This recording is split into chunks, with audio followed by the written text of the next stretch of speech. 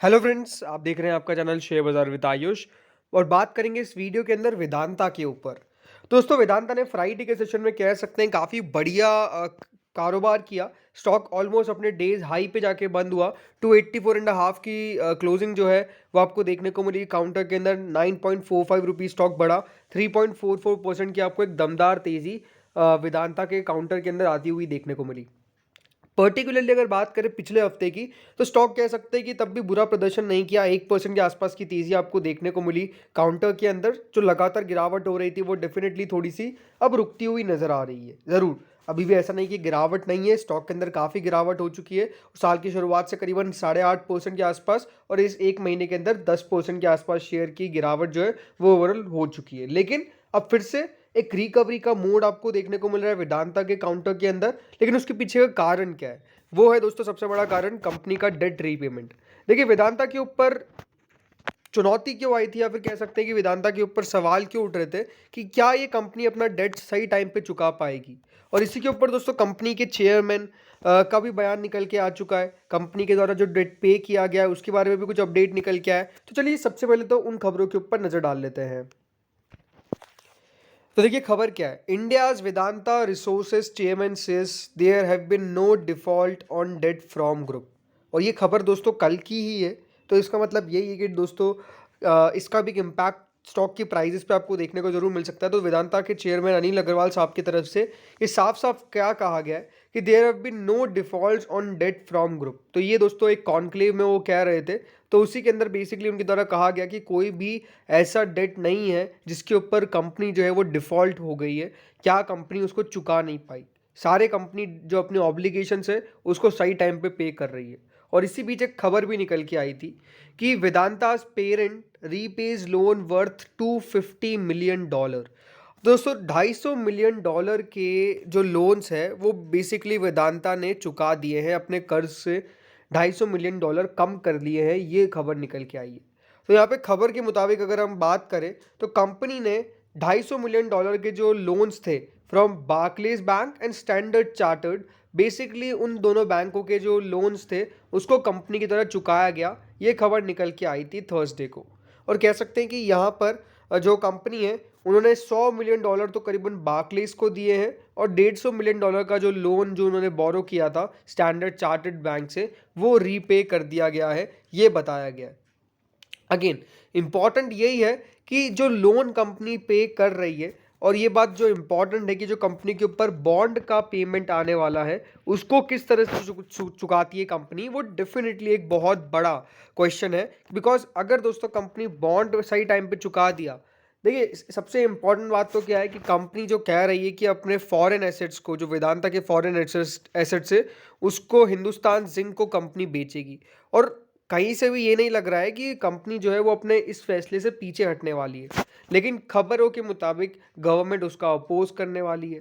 तो दोस्तों अगर यहाँ पर हिंदुस्तान जिंक को वेदांता अपने फॉरेन एसेट्स नहीं बेच पाती है, फॉरेन जो भी इनके यहाँ पर कंपनी जो हिंदुस्तान जिंक को अपना यहाँ पर बेचना चाह रही है, अगर हिंदुस्तान जिंक को सही समय पे इनके जिंक एसेट्स बिक जाते हैं, जो इंटरनेशनल जिंक एसेट्स हैं इनके, वो अगर सही टाइम पे हिंदुस्तान जिंक को बिक जाते हैं तब तो देखिए कोई दिक्कत वाली बात नहीं है। बट क्योंकि अभी भी काफ़ी यहाँ पर टेंशन उसी को लेकर है कि क्या ये अपने जिंक एसेट्स को बेच पाएगी हिंदुस्तान जिंक को।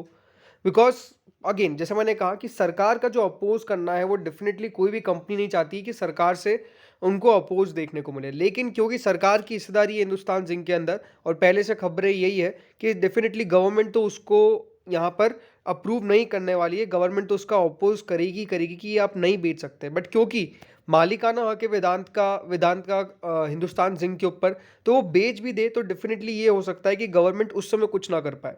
बाद में अगर कोर्ट में लेके जाती है तो वो बात अलग है। बट डेफिनेटली यहाँ पर अभी क्या होता है, अपने डेट जो भी कंपनी अपने बॉन्ड्स का रीपेमेंट करना है और क्योंकि उनको जिंक एसेट्स का सेल करना है, तो वो किस समय पे हो पाता है, कैसे हो पाता है, ये अपने आप में एक इम्पॉर्टेंट पॉइंट रहेगा। लेकिन उससे पहले कंपनी डेफिनेटली ये कह सकते हैं कि यहाँ पर आपको बेचती हुई ज़रूर देखिए सबसे इंपॉर्टेंट तो ये कि अपने लोन को कंपनी चुका रही है, जो इन्होंने स्टैंडर्ड चार्टर्ड को अपना यहाँ पर लोन चुकाया है। और बार्कलेज बैंक को जो लोन चुकाया है वो डेफिनेटली एक थोड़ा सा सेंस ऑफ बिलीफ क्रिएट करता है।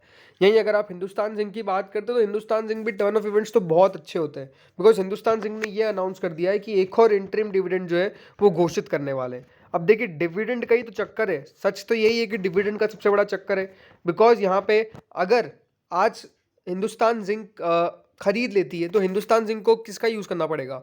कैश का। और दोस्तों कैश जितना कम होगा डिविडेंड उतना कम होगा, बट सरकार को चाहिए क्या? सरकार को चाहिए डिविडेंड। तो डेफिनेटली यहाँ पे अभी तो हिंदुस्तान जिंक से जैसे भी करके डिविडेंड जो है वो निकाला जा रहा है, ये अपने आप में इम्पॉर्टेंट बात है। देखिए चीज़ें जब तक सही नहीं होगी जब तक इनका पूरा का पूरा जो डेट रीपेमेंट है, जो बॉन्ड का ऑब्लिगेशन है वो नहीं हो जाता है। बिकॉज जो मूडी ने भी डाउनग्रेड किया था, जब इनको डाउनग्रेड किया गया था वेदांता रिसोर्सेज को, तो उनके द्वारा जो आउटलुक नेगेटिव कहा गया उसमें इंपॉर्टेंट बातें क्या थी कि Moody's downgraded Vedanta resources CFR to CAA1, outlook remains negative. क्यों आउटलुक नेगेटिव किया है?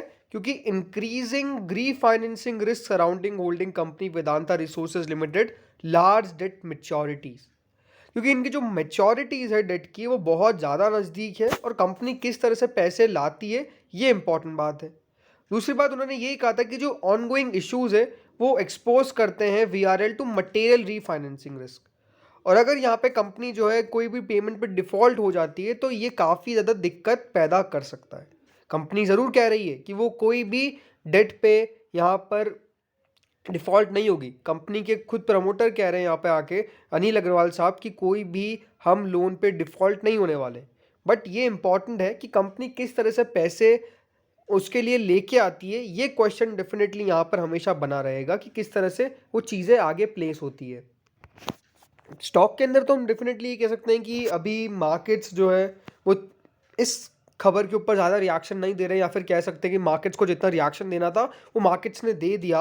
और क्योंकि खबरें निकल के आ जाती है कि कंपनी $250 मिलियन तक के जो लोन्स है उसको चुका दिया है, तो मार्केट्स डेफिनेटली अब इसको काफ़ी पॉजिटिव वे में देख रहा है। मार्केट्स में इसमें कोई नेगेटिव वे में नहीं दिख रहा है, इसलिए स्टॉक की प्राइसेस भी इंक्रीज हो रही है। इसलिए इस हफ्ते कह सकते हैं बहुत बुरा प्रदर्शन नहीं किया। ज़रूर अगर आप फ्राइडे की तेज़ी को निकाल दे तो स्टॉक ज़रूर गिर जाता, लेकिन फ्राइडे को तेज़ी आ गई तो तेज़ी तो है, उसको तो देखना पड़ेगा, इसको कैसे नकारा जा सकता है, ये भी अपने आप में सच बात है। बट अगेन अभी इंपॉर्टेंट क्या है कि यहाँ पे नंबर्स कंपनी के Q4 के कैसे निकल के आते हैं, बिकॉज Q4 के नंबर्स भी अपने आप में काफ़ी इंपॉर्टेंट कंपनी के लिए फैक्टर होने वाले हैं। बिकॉज नंबर्स काफ़ी ख़राब निकल के आए थे Q3 के अंदर, नंबर्स का बहुत इम्पैक्ट पड़ता है स्टॉक की प्राइजेस पे। है कि वेदांता भली 7 की पी पे ट्रेड करता हो, लेकिन ये बात आपको समझनी पड़ेगी कि स्टॉक जो है वो डेफिनेटली बहुत ज़्यादा खास नहीं कर पाया है पिछले 5 सालों के अंदर, बिकॉज स्टॉक का अंडर परफॉर्मेंस ज़रूर आपको देखने को मिला है और स्टॉक जो है वो ऑलमोस्ट 5% के आसपास गिरा है, और पिछले 1 साल के अंदर स्टॉक की वैल्यू 30% से ज़्यादा डिक्लाइन कर गई। तो लगातार दोस्तों जो प्राइसेस डाउन जा रही है वेदांता के स्टॉक की, वो एक कॉज ऑफ कंसर्न है। ज़रूर इन्वेस्टर्स को डिविडेंड के तौर पे काफ़ी बढ़िया यहाँ पर कंपनसेट करने की कोशिश की गई है, बट एक इंपॉर्टेंट क्या होता है कि स्टॉक का मूव होता है। स्टॉक का जितना मूव निकल के आएगा वो भी एक अपने आप में इंपॉर्टेंट बात रखता है। अगर आप वेदांता की बात करते हैं तो हमेशा देखिए रिटर्न स्टॉक ने डिलीवर किए। हमेशा एक साइकिल आपको वेदांता के अंदर ये देखने को मिलती है कि कुछ सालों तक काफ़ी स्टॉक ज़्यादा नीचे उसके बाद वापस से बढ़ता है, लेकिन अभी तक अगर हम कह सकते हैं कि डेफिनेटली वो जो लेवल्स आए थे 2010 के अंदर, उसके बाद से स्टॉक के अंदर कुछ बड़ी आपने कभी मूव देखी नहीं। स्टॉक जो है वो एक रेंज में ही रह गया और स्टॉक जो है वो रिटर्न डिलीवर नहीं कर पाया अपने इन्वेस्टर्स को, ये अपने आप में काफ़ी सच बात है। तो देखना होगा कि यहाँ से किस तरह से शेयर चलता है। अभी तो काफ़ी बड़ा दिख रहा है, 300 रुपये के आसपास एक स्टॉक का रेजिस्टेंस बैठता है, अगर वो रेजिस्टेंस क्रॉस हो जाता है तो फिर यहाँ पर तेज़ी बनने की संभावना है। लेकिन अगेन ज़्यादा ये सेंसिटिव है न्यूज़ को लेकर, तो जो भी न्यूज़ निकल के आएगी उस पर आपको रिएक्शन स्टॉक का नज़र आएगा, ये बात आपको पता होनी चाहिए। तो इस वीडियो में इतना ही था। Thank you friends for watching this video.